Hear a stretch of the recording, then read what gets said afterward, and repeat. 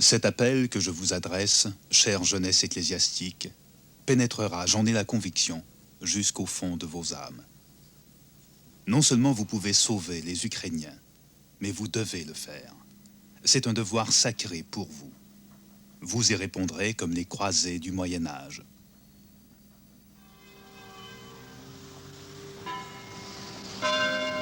Rimouski, 1908. Cet appel bouleverse un séminariste, Joseph Jean. C'est le début d'une incroyable histoire. Gérald Garon est historien. Il est une des rares personnes à connaître les détails de la vie mouvementée du père Jean. Il y a 85 ans, cette année, un gamin entrait ici au séminaire de Rimouski comme étudiant en cours classique. 20 ans plus tard, on le retrouve comme personnage quand même très important sur la scène internationale. Une vingtaine d'années plus tard, on le retrouve comme simple missionnaire dans l'Ouest canadien auprès de nos compatriotes ukrainiens. Et pourtant, cet homme qui a connu une vie remarquable, une vie hors du commun, c'est un illustre inconnu, tant pour les Québécois que surtout même pour nos compatriotes de la région rimouskoise. En Abitibi, Joseph Jean est toujours bien vivant dans la mémoire du père Lev Tchaïka. Mais pour les Ukrainiens du monde entier, et surtout du Canada, le père Jean, Joseph Jean, représente un héros, un homme qui donnait sa vie pour la cause ukrainienne. Les premiers Ukrainiens arrivent au Canada en 1898. Le gouvernement canadien veut développer l'agriculture dans l'Ouest. On leur propose de s'y installer. Ils ont tout laissé derrière eux, sauf leur langue et leur religion. Les Ukrainiens sont catholiques. Ils ont besoin de prêtres et d'églises. M. Russell Moroziuk a écrit la biographie de Joseph Jean.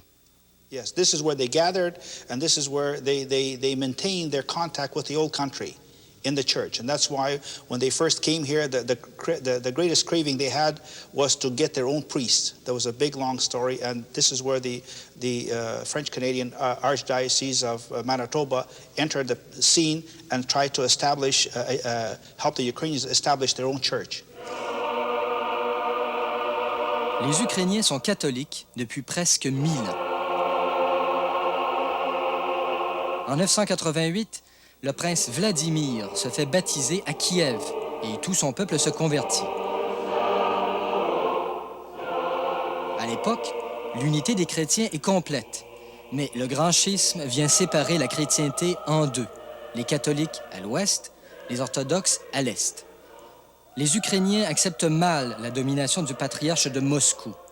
En 1594, une partie d'entre eux redevient catholique sous l'autorité du pape. Les Ukrainiens conservent leurs coutumes. Ils ont des icônes, leurs prêtres se marient et portent la barbe, ils disent la messe selon le rite oriental. Ce sont des catholiques différents. Au Canada, les Ukrainiens se retrouvent sans leurs prêtres. Ils risquent d'abandonner la religion catholique. Joseph Jean rêve d'aller à leur secours. Il doit d'abord étudier la langue et le rite oriental. En 1911, il quitte son village natal, Saint-Fabien, et s'embarque pour sa patrie d'adoption, l'Ukraine. L'Ukraine n'est plus un pays indépendant depuis longtemps. Le pays est sous la domination de l'Empire russe et de l'Empire austro-hongrois. En juillet 1914, la Première Guerre mondiale éclate. L'Ukraine devient un champ de bataille. Joseph Jean a la responsabilité de 8 paroisses et d'une école à Bukatz.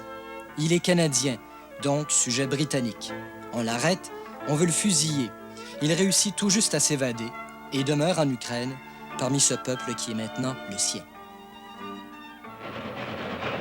Les Ukrainiens, arrivés au Canada avant la guerre, ont des passeports austro-hongrois. Le Canada est en guerre contre l'Empire austro-hongrois. Les Ukrainiens du Canada deviennent suspects. Plus de 1000 Ukrainiens sont considérés dangereux. De Montréal, on les expédie par train dans une région lointaine et encore sauvage, l'Abitibi. Plusieurs ne comprennent même pas ce qu'on leur reproche. Ils arrivent au camp de Spirit Lake, près de ce qui sera plus tard Amos, et ils y seront détenus jusqu'à la fin de la guerre. Avec ses baraques, ses gardiens armés et ses travaux forcés en plein bois, Spirit Lake est un véritable goulag à la canadienne. Les conditions de vie dans le camp sont pénibles. Les maladies, comme la tuberculose, font des ravages. Des prisonniers en meurent. D'autres s'enfuient du camp à travers les bois, une cinquantaine en tout. Et il leur est impossible de survivre seul dans les forêts de l'Abitibi. La plupart se rendent sans résistance. Mais un des évadés, Jan Reorchuk, connaît en chemin une fin tragique. Il est abattu d'un coup de fusil par un fermier. À la fin de la guerre, les prisonniers sont libérés. L'Abitibi oublie le camp de Spirit Lake. En Europe, Joseph Jean est maintenant prêtre ukrainien. Il est membre de l'Ordre des Pères basiliens et porte désormais le nom de Père Josaphat Jean. 1918, les Ukrainiens réclament leur indépendance. Josaphat Jean parle plusieurs langues. Il devient le secrétaire du président Petroussevitch et accompagne la délégation ukrainienne à Genève. L'ancien séminariste de Rimouski plaide avec ferveur la cause de l'Ukraine devant les plus grands hommes politiques. Un jour, il prononce un discours lors d'un important banquet. L'ambassadeur canadien, Ernest Lapointe, est présent.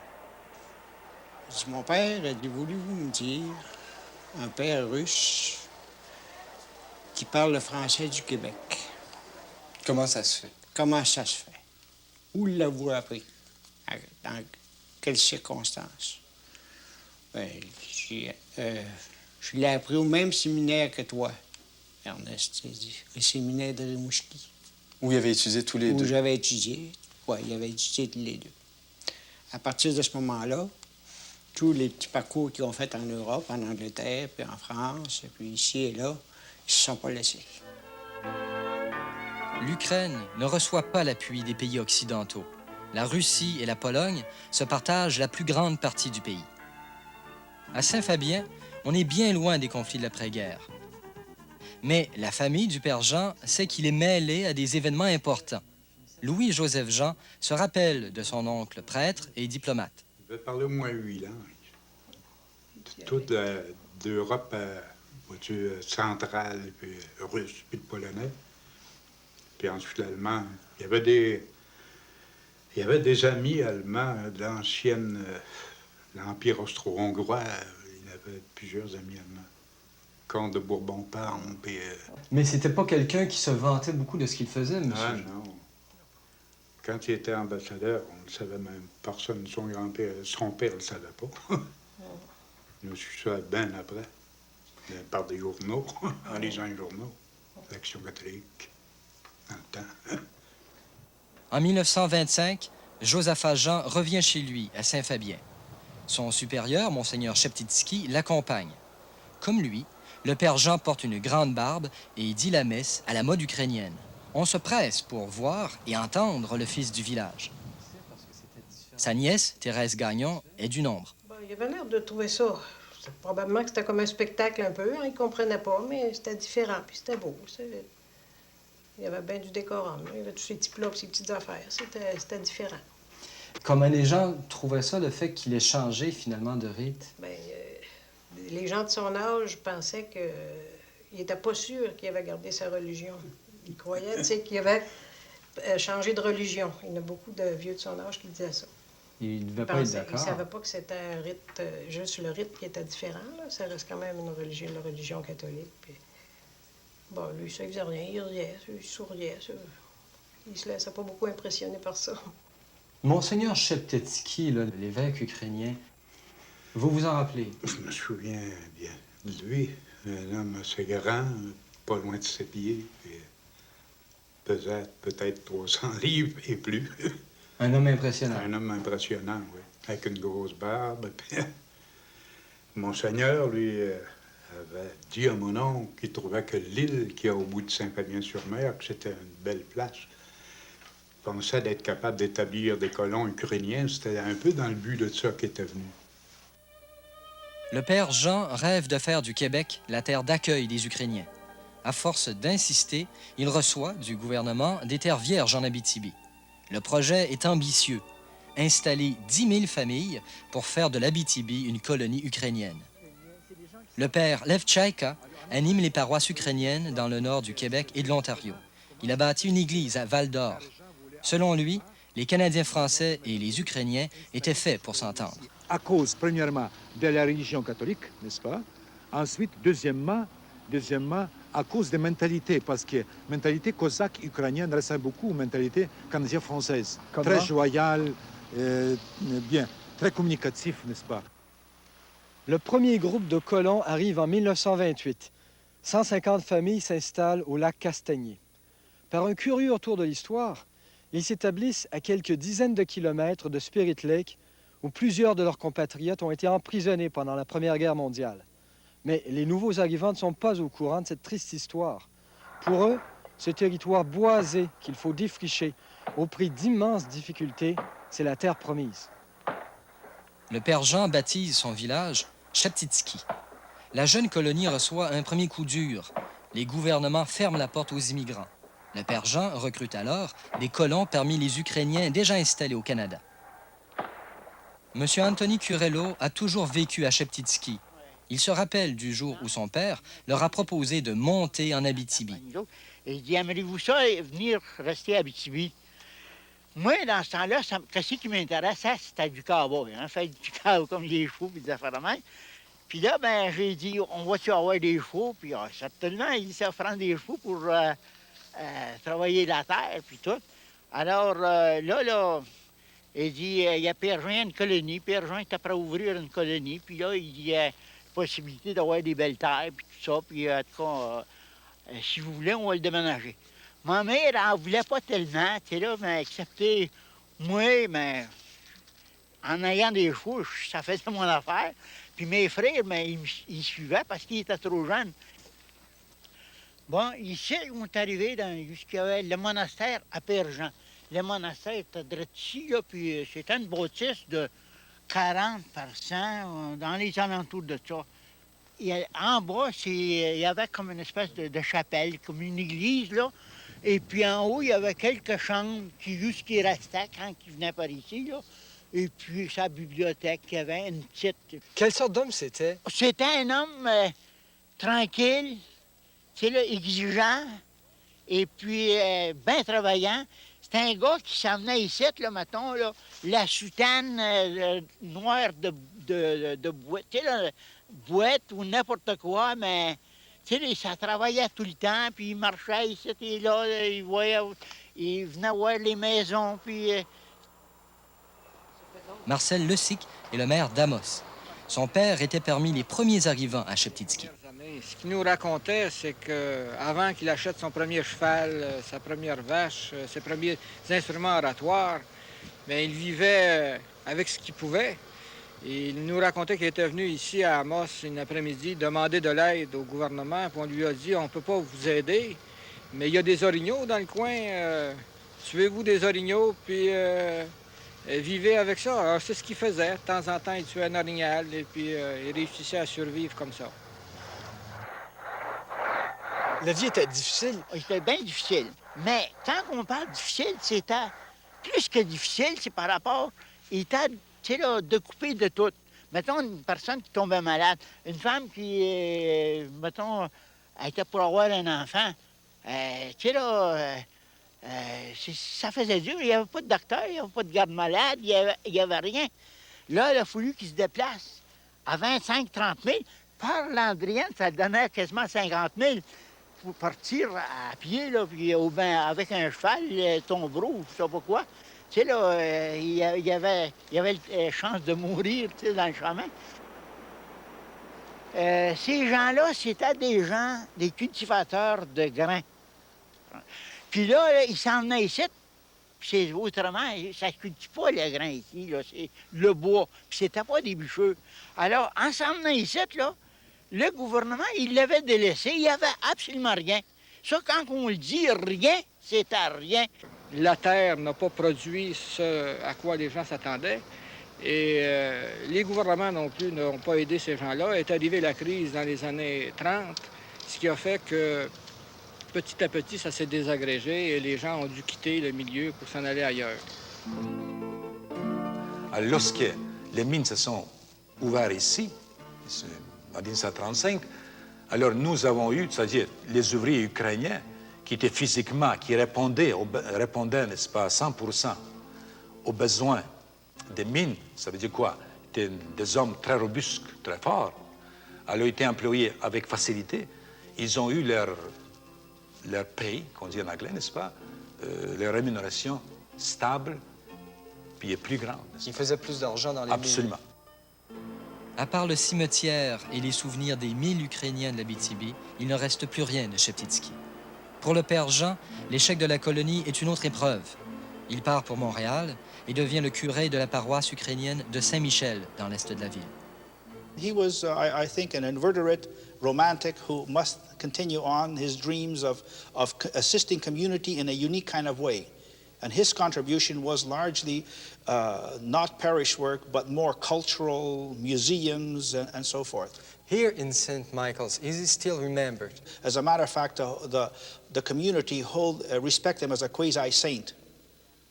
Really? Yes, yes, very much. He's referred to in sermons as an example of how to nurture and preserve tradition and so forth. So he's a real example of how to like your own tradition, which the youth is tending to forget. En 1945, le père Jean part pour l'Angleterre. Il a maintenant 60 ans. Des réfugiés ukrainiens ont encore besoin de son aide. Il revient ensuite au Canada et se rend dans l'Ouest, où les Ukrainiens sont installés depuis le début du siècle. En Alberta, ils sont plus de 200 000. La présence ukrainienne dans l'Ouest canadien se manifeste de façon parfois spectaculaire. Ici, à Vegreville, une centaine de kilomètres à l'est d'Edmonton, on trouve ce gigantesque œuf de Pâques. Pour les Ukrainiens, l'œuf de Pâques est le symbole de la vie qui se renouvelle. Et celui de Vegreville veut refléter l'importance et la vitalité de la culture ukrainienne en Alberta. Le gouvernement de l'Alberta a inauguré en 1976 un village qui rappelle le mode de vie traditionnel des Ukrainiens. À quelques kilomètres, dans la petite ville de Monder, on trouve un musée ukrainien. Le père Michel Gnesko est moine basilien. Il connaît bien les mérites du père Jean. Le musée à Monder que nous avons, c'est le père Jean. Lui, c'était un romanceur. Moi, je dirais que s'il trouvait quelque chose qui lui semblait avoir de valeur, il le prenait tout de suite. Il y allait à tous les marchés aux puces de Paris et de Londres. Et là, dans ces marchés, il a pris tellement de belles choses. Est-ce qu'il était devenu d'abord et avant tout ukrainien en oubliant un peu ses origines? Oh, monsieur, le père Jean a oublié ses origines, mais jamais. Jamais de la vie. Au contraire, il avait l'attachement de son cœur était avec les Ukrainiens et les Canadiens français. Les deux. Les deux, sur le même plan. Vous pouviez dire ce que vous voudriez contre n'importe quelle gens, n'importe quel groupe ethnique. Ça ne l'offusque pas, tant que ça. Mais dites quelque chose contre les Ukrainiens, ils s'enflammaient. Dites quelque chose contre les Canadiens français. Oh, c'était le volcan, monsieur, c'était le volcan. Même à la fin de sa vie. Jusqu'à sa mort. Finalement, ça n'a pas très bien fonctionné pour lui. Il a connu beaucoup d'échecs. Oui, matériellement, il n'a pas eu de succès. Mais le père Jean a accompli la mission pour laquelle il s'est consacré, servir le peuple ukrainien, et le servir de tout son cœur, et en faire des gens qui sont fiers d'être ce qu'ils sont, des Ukrainiens. Nous voici au cimetière de Monder, dans la section réservée pour les pères basiliens. Et ceci, c'est la tombe du père Jean. Comme vous pouvez voir, l'inscription est en ukrainien. Ici repose le religieux prêtre, le père Josaphat Jean, de l'ordre Saint-Basile-le-Grand, et décédé le 8 juin 1972, que la paix éternelle soit avec lui. Et ça me fait penser à un passage des Saintes Écritures, si vous permettez. C'est du livre de Ruth, le premier chapitre et verset 16e. Très intéressant de fait. Ruth qui parle à Noémie, il lui dit: «Не селуй мене покидати тебе і не йти за тобою. Куди бо підеш, туди і я. І де житимеш ти, там і я. Твій народ буде моїм народом, і твій Бог moyem bohom. Et en français, une traduction. Oui, ça veut dire quoi? Oh, c'est très beau. C'est très ça représente le Père Jean, sa vie tout entière. Et Ruth dit, ne me presse pas de te laisser en m'en retournant. Loin de toi, où tu iras, j'irai. Où tu demeureras, je demeurerai. Ton peuple sera mon peuple et ton Dieu sera mon Dieu. Où tu mourras, je mourrai et j'y serai enseveli. Voilà, c'est le Père Jean.